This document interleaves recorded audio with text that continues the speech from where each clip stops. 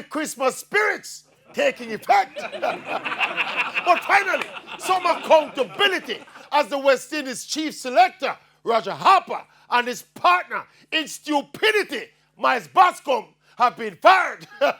Or put it decently, their contracts have not been renewed. After the embarrassing performance of the West Indies at the World T20, for me, them should have get fired the moment the team got knocked out of the tournament.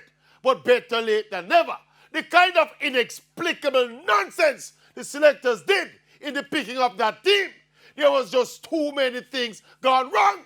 From the omission of our best all-rounder, Jason Holder, to the claim that Sunil Narayan failed the fitness test, the selection of O'Shane Thomas, who never played a game in the tournament, the selection of Chris Gayle and Dwayne Bravo to give them a send-off. And we're not saying we would have won the World Cup, but really and truly, the selectors should have been gone the moment the team was released. Anyway, we just want to say to Mr. Roger Harper and him second, Miles Bascom, happy we dance.